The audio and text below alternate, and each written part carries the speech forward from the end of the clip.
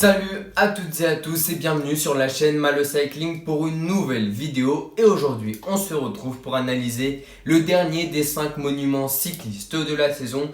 Il se déroule autour du lac de Como en Italie, le Tour de Lombardie. C'est une course de 243 km destinée à des grimpeurs et l'année dernière c'était notre Français favori Thibaut Pinot qui s'était imposé à l'issue de cette course. Mais cette année, n'étant pas présent, il remet son titre en jeu pour un autre coureur et nous avons nos chances du côté français. Le premier coureur auquel nous allons penser, c'est le lieutenant de Thibaut Pinot sur le Tour de France, c'est le jeune français David Gaudu qui vient d'avoir 23 ans. Et l'autre français présent qui a ses chances de victoire, c'est le coureur d'AG2R la mondiale, Pierre Latour, qui n'était lui pas présent sur le Tour de France cette année, mais qui a gagné le maillot blanc l'année dernière en 2018. C'est un beau plateau qui est au départ de ce Tour de Lombardie et ce beau plateau va se découvrir au 50e kilomètre dans l'ascension de Sormano et plus précisément dans le mur de Sormano qui est un mur à près de 20% de moyenne durant 2 km. Dans ce mur, les favoris se dévoilent en attaquant mais finalement aucun n'arrivera à faire la différence. Et ils sont donc de retour dans ce qu'il reste du peloton dans la descente. Mais c'est en revanche à 20 km de l'arrivée dans Civiglio que là, il va y avoir une explication entre favoris puisqu'ils n'ont à ce moment de la course plus d'équipiers. Il y a plein d'attaques de favoris tels Valverde ou encore Woods, mais il y a surtout quelque chose de très important. C'est que Vincenzo Nibali, l'italien, le local de la course qui avait gagné en 2015 et en 2017, ne peut pas suivre les favoris suite à un incident sur la route.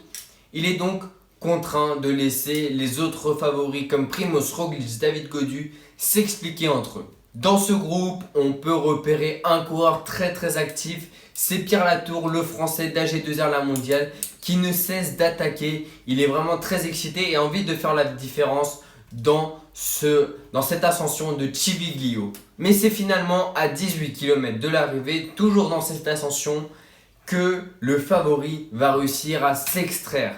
Puisque c'est Bauke Mollema qui, d'une giclette incroyable, arrive à s'extraire de ce groupe de favoris et à faire la différence. Bauke Mollema ne se fera jamais reprendre, même dans la dernière petite côte de 2 km où les favoris se sont neutralisé parce qu'il n'arrivait pas du tout à faire les différences. On sait qu'à ces moments de course, les favoris sont vraiment à bloc. Et là, voilà, là les favoris, ça se voyait que Valverde, Fuglsang, Roglič ou encore Bernal, le vainqueur du Tour de France 2019, étaient à fond dans cette ascension.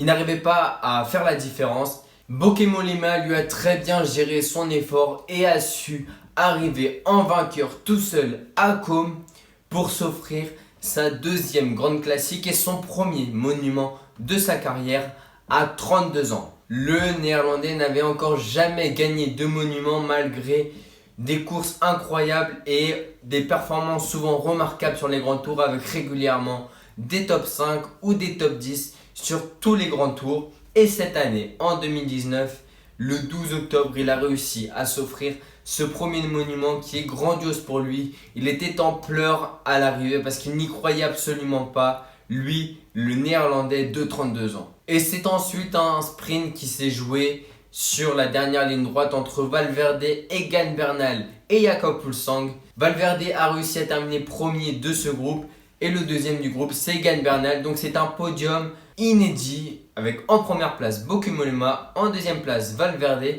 et en troisième place Egan Bernal. Quant à nos Français, Pierre Latour arrive à terminer à la 9e place. Donc c'est lui le premier Français après avoir été très offensif dans Civiglio. Il arrive tout de même à terminer dans le top 10. Et le deuxième Français, c'est Rudy Mollard, le coéquipier de David Gaudu, qui était dans le même groupe que David Gaudu. Il y avait Pierre Latour, Gaudu, Mollard et d'autres coureurs dans ce groupe-là qui ont réussi à finir ce Tour de Lombardie. Et donc deux Français dans le top 10 avec Gaudu à la 12e place. Donc voilà, c'était vraiment un super Tour de Lombardie.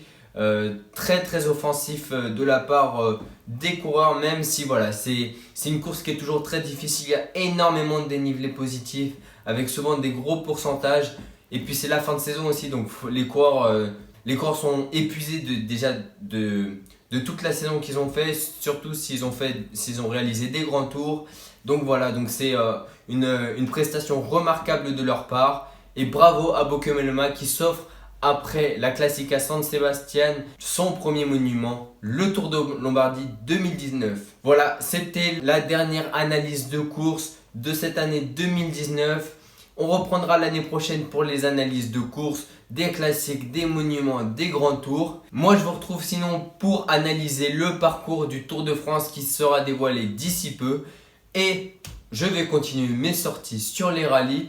Et donc restez sur la chaîne YouTube pour continuer à me suivre sur mes sorties que je vous filme en GoPro. Allez, portez-vous bien, à la prochaine.